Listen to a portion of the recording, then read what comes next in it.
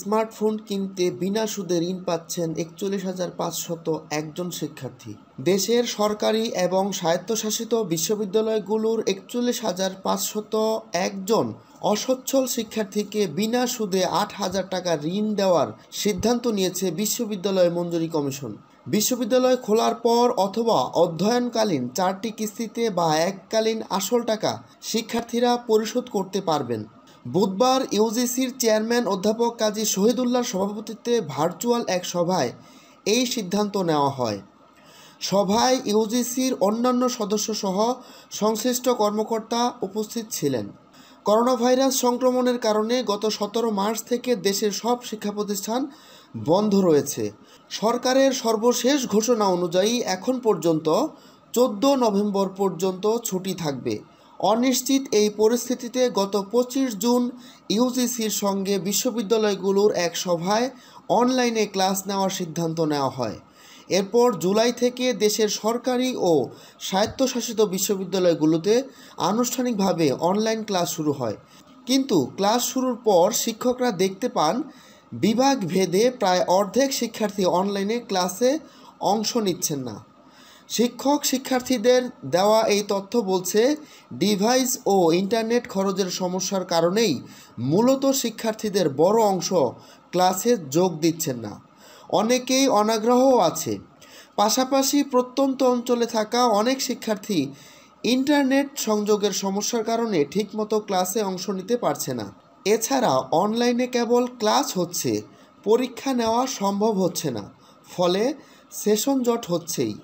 এমন পরিস্থিতিতে যেসব শিক্ষার্থীর ডিভাইস ও ইন্টারনেট খরচের সামর্থ্য নেই, তাদের তা দেওয়ার উদ্যোগ নয় ইউজিসি। এজন্য যেসব শিক্ষার্থীর ডিভাইস কেনার আর্থিক ক্ষমতা নেই, সেসব শিক্ষার্থীর নির্ভুল তালিকা গত ২৫ আগস্টের মধ্যে দিতে বিশ্ববিদ্যালয়গুলোকে বলেছিল ইউজিসি। এরপর বিশ্ববিদ্যালয়গুলো মোট ৪১,৫০১ জন শিক্ষার্থীর তালিকা পাঠায় ইউজিসিতে। প্রথমে এ তালিকা দেওয়া হয়েছিল, তাতে গড়ে প্রায় ২৯% শিক্ষার্থী এই সুবিধা ছিল না বলে জানিয়েছে বিশ্ববিদ্যালয়গুলো। পরে অতি প্রয়োজন বিবেচনায় এই হার ১৫%-এর মধ্যে করে তালিকাটি সংশোধন করে দিতে বলে ইউজিসি। পরে বিশ্ববিদ্যালয়গুলো সংশোধিত তালিকা পাঠায়। ইউজিসি জানিয়েছে, ওই তালিকা অনুযায়ী আর্থিকভাবে অসচ্ছল শিক্ষার্থী সবচেয়ে বেশি ঢাকা বিশ্ববিদ্যালয়ে। এই বিশ্ববিদ্যালয়ে মোট ৮,৫৫৬ জন অসচ্ছল। মোট শিক্ষার্থীর তুলনায় এই হার ১৯.৮৯%। বিশ্ববিদ্যালয়ের মোট শিক্ষার্থী প্রায় ৪৩,০০০। অন্যদিকে আর্থিকভাবে অসচ্ছল শিক্ষার্থীর সবচেয়ে কম খুলনা প্রকৌশল ও প্রযুক্তি বিশ্ববিদ্যালয়। এ বিশ্ববিদ্যালয়ে অসচ্ছল শিক্ষার্থীর হার ৩.৩৬%।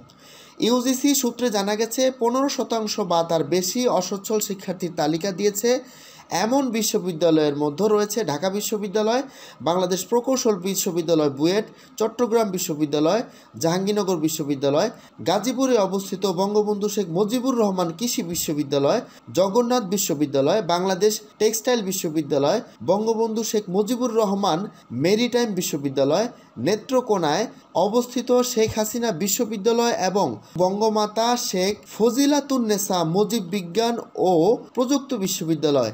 এছাড়া 10%-এর বেশি এবং 15%-এর কম অসচ্ছল শিক্ষার্থীর তালিকায় দেওয়া বিশ্ববিদ্যালয় আছে 20টি, আর 10%-এর কম অসচ্ছল শিক্ষার্থীর তালিকা দেওয়া হয়েছে 9টি বিশ্ববিদ্যালয় থেকে।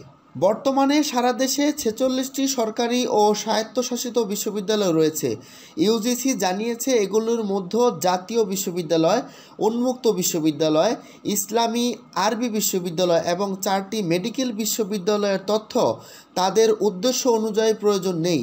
বাকি 39টি বিশ্ববিদ্যালয় অসচ্ছল শিক্ষার্থীর তালিকা দিয়েছে। সচ্ছল ও অসচ্ছল মিলিয়ে এই বিশ্ববিদ্যালয়গুলোতে মোট শিক্ষার্থী 3,03,986 জন।